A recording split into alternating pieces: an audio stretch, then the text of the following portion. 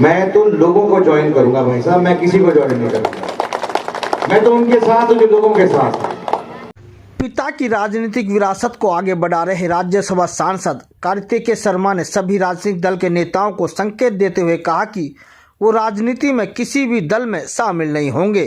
जो राजनीतिक दल अच्छा कार्य करेगा उसका वो समर्थन करेंगे, क्योंकि लोगों की सेवा करना उनका प्रथम लक्ष्य है। रविवार को गुरुग्राम के काकरोला गांव पहुंचे राज्यसभा सांसद कार्तिकेय शर्मा का ग्रामीणों ने फूल माला ढोल नगाड़ों के साथ जोरदार स्वागत किया। राज्यसभा सांसद बनने के बाद पहली बार कार्तिकेय शर्मा गुरुग्राम के काकरोला गांव पहुंचे, जहां स्वागत के दौरान सांसद ने कहा कि हमें सदैव सबसे पहले अपने माता पिता की सेवा करनी चाहिए। मैं राजनीति में अपने पिता पंडित विनोद शर्मा के पदचिन्हों पर चलकर उनसे प्रभावित होकर आया हूं।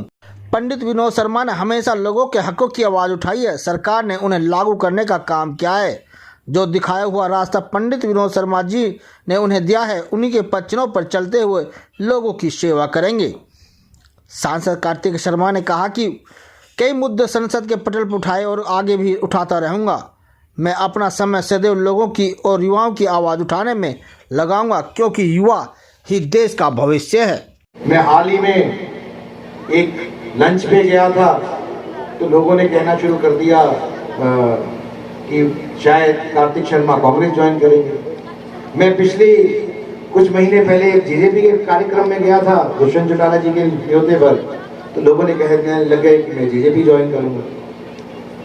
मैं तो लोगों को ज्वाइन करूंगा भाई साहब, मैं किसी को ज्वाइन नहीं करूंगा। मैं तो उनके साथ हूं जो लोगों के साथ हैं। मैं अक्सर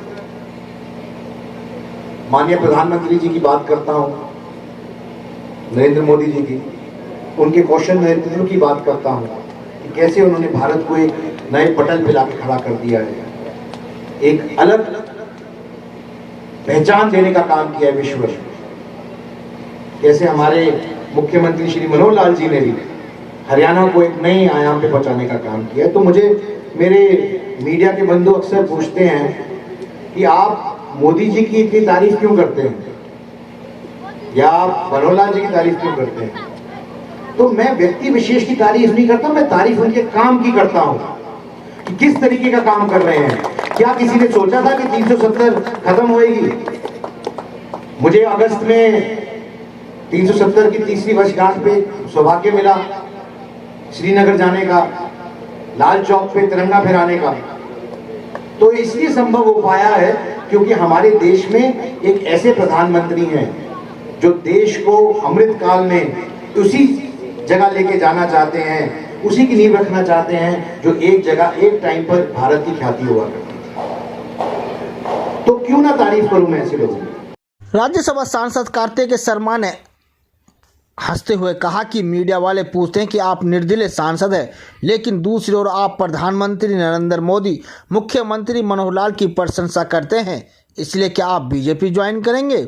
वहीं जब वो कांग्रेस के कार्यक्रम में जाते हैं तो वहां पत्रकार पूछते हैं कि क्या आप कांग्रेस ज्वाइन करेंगे?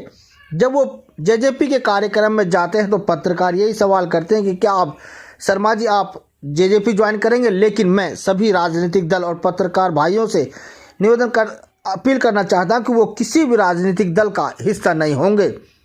एक आज़ाद उम्मीदवार के रूप में वो सांसद बने हैं और बिना राजनीतिक दल के ही लोगों की सेवा करेंगे।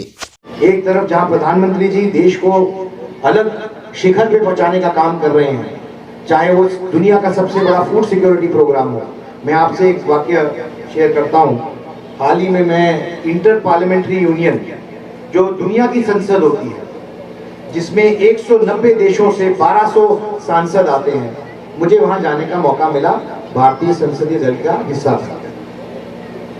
अफ्रीका के रवांडा में कार्यक्रम हो रहा था और जब मैं वहां पर अपने सहयोगियों से मिला, बाकी सांसदों से मिला जो दूसरे देशों से आए थे, और जब मैंने उनको बताया कि दुनिया का सबसे बड़ा फूड सिक्योरिटी प्रोग्राम, दुनिया का सबसे बड़ा खाद्य सुरक्षा प्रोग्राम भारत में चल रहा है, जहां 80 करोड़ लोगों से ज्यादा को राशन मिल रहा है हर महीने जब से कोरोना काल शुरू हुआ है, तो उन्होंने इस बात का विश्वास ही नहीं हुआ। उनको वो मान ही नहीं पाए कि इस तरीके का भी कोई कार्यक्रम दुनिया में चल सकता है, क्योंकि ये ये ऐसी सोच लेकर हमारे प्रधानमंत्री काम कर रहे हैं।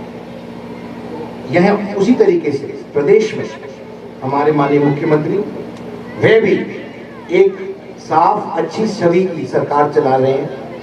मैं धन्यवाद करना चाहता हूं मुख्यमंत्री जी का, क्योंकि जो लड़ाई माननीय पंडित विनोद शर्मा जी ने शुरू की थी करप्शन के अगेंस्ट और सरकारी नौकरियों में पारदर्शिता लाने के लिए, उसको भी कार्यान्वित करने का काम माननीय मुख्यमंत्री जी ने किया तब 2014 में उनकी सरकार थी।